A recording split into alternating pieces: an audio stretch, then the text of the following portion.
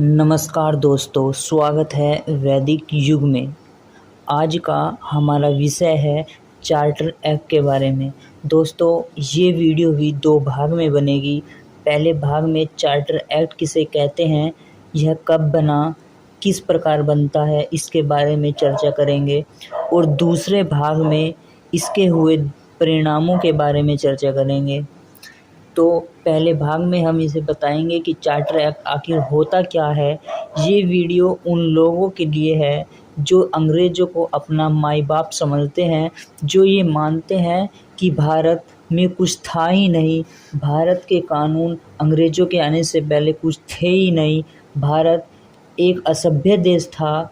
जो लोग ये सब कुछ मानते हैं वे ये लोग ही हैं जो यूरोप से पढ़ लिख कर आते हैं और अपनी मातृभूमि, अपनी मिट्टी को भला बुरा कहते हैं। ये वो लोग हैं जो आज के समय में अधिक पढ़ लिख लेते हैं।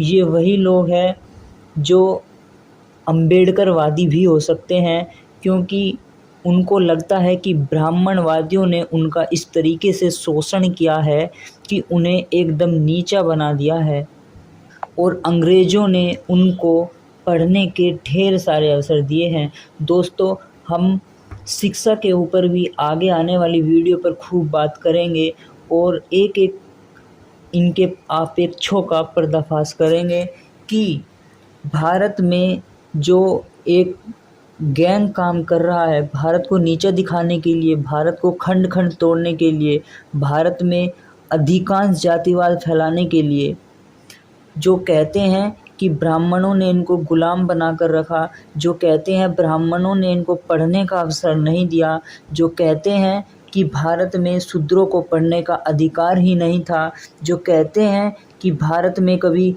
स्कूल हुआ ही नहीं करते थे, भारत में गुरुकुल हुआ ही नहीं करते थे। ये सब वीडियो उन लोगों के ऊपर करारा तमाचा होगी। तो शुरू करते हैं दोस्तों चार्टर एक्ट के विषय में। ध्यान से सुनिएगा।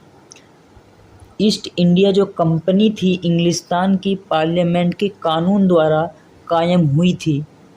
कंपनी के अधिकारों को रखने के लिए पार्लियामेंट हर 20 वर्ष के बाद एक नया कानून पारित करती थी, जिसे चार्टर एक्ट कहते थे। सन 1813 के चार्टर एक्ट के समय से इंग्लिस्तान का बना हुआ माल भारतवासियों के सिर मढ़ने और भारत के प्राचीन उद्योग धंधों का नाश करने के विधिवत प्रयत्न शुरू हुए। यहाँ तक कि सन 1813 के इस चार्टर एक्ट को ही बाद के भारत की भयंकर दरिद्रता और असहायता का मूल कारण कहा जा सकता है। और चार्टर एक्ट सर्वप्रथम सन 1793 ईस्वी में बनाया गया था। इसके बाद जब सन 1813 के बाद जब दोबारा चार्टर एक्ट बना, तो लॉर्ड विलियम बेंटिंक के शासनकाल में सन 1833 ईस्वी में चार्टर एक्ट पास करने का समय आया। यह जो समय था, इंग्लिस्तान के फलते फूलते राष्ट्रीय जीवन का समय था, क्योंकि भारत की भरमार लूट हो चुकी थी। भारत के अंदर से बहुत सारा धन इंग्लिस्तान जा चुका था। भारतीय साम्राज्य भारत की लूट और उद्योग धंधों के नाश के प्रताप से इंग्लिस्तान के उद्योग धंधों और इंग्लिस्तान के व्यापार ने पिछले 20 साल के अंदर अपूर्व उन्नति की थी, अद्भुत उन्नति की थी। इंग्लिस्तान का धन बढ़ रहा था, शहरों की आबादी बढ़ती जा रही थी, धन की वृद्धि के साथ साथ लोगों के हौसले बढ़े हुए थे, लोगों के हौसले सातवें आसमान पर थे। राजनीतिक क्षेत्र में प्रजा नए नए अधिकारों की मांग कर रही थी, इसलिए सन 1832 में वहाँ की प्रजा के अधिकारों को बढ़ाने के लिए पार्लियामेंट को एक नया कानून पास करना पड़ा, जिसे रिफॉर्म एक्ट के नाम से जाना गया।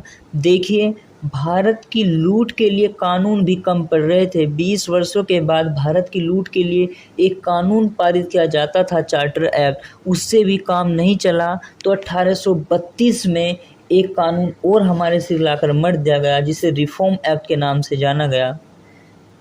भारत की दरिद्रता में इंग्लिस्तान की समृद्धि और भारत की जागृति में इंग्लिस्तान को बहुत बड़ा खतरा था। लॉर्ड मैकॉले एक स्थान पर सच लिखता है और वो कहता है कि मुझे विश्वास है कि सब तरह के अन्यायों में सबसे बुरा अन्याय एक कौम का दूसरी कौम के ऊपर अन्याय करना है। अमेरिका के सुप्रसिद्ध राष्ट्रपति अब्राहम लिंकन भी एक स्थान पर लिखते हैं कि कोई भी कौम इतनी भली नहीं हो सकती कि दूसरी कौम पर शासन कर सके। कुल मिलाकर इसका जो सारांश निकलता है वो यह है कि सन 1832 ईस्वी के रिफॉर्म एक्ट का नतीजा भारत के लिए बहुत बुरा हुआ तथा इसी अहितकर परिस्थिति में पार्लियामेंट ने सन 1833 का चार्टर एक्ट भी पास कर दिया। एक नए चार्टर एक्ट से भारत के ऊपर अंग्रेजी शासन का आर्थिक भार और अधिक बढ़ गया। सन 1833 के एक्ट का क्षेत्र और अधिक विस्तीर्ण कर दिया गया तथा अंग्रेजों के लिए भारत से धन बटोरने के जरिए और अधिक बढ़ा दिए गए। भारत को लूटने के माध्यम और अधिक बढ़ा दिए गए। एक्ट में इक्का दुक्का भारतीयों के पक्ष में रख दी गई बातें जिससे लगे कि अंग्रेज भारत के हित चिंतक है, उनके बारे में सोचते हैं। यह केवल भारतवासियों की आंखों में धूल डालने के लिए दर्ज किए गए थे। ये बात मैं कह किस लिए रहा हूँ, क्यों कह रहा हूँ, ये मैं अगली वीडियो में सिद्ध करके बताऊँगा, प्रमाणों के साथ बताऊँगा कि भारत में किसी भी कसौटी पर जो अंग्रेजों ने कानून बनाए वह हितकर साबित हुए ही नहीं हैं। यह दिखाने के लिए कि सन 1813 के एक्ट के समान ही सन 1833 का एक्ट भी भारत के लिए कितना दुष्परिणाम साबित हुआ, अहितकर साबित हुआ, हम केवल इंग्लिस्तान की इंडिया रिफॉर्म सोसाइटी की एक पत्रिका के कुछ वाक्य अगली वीडियो में बताएंगे।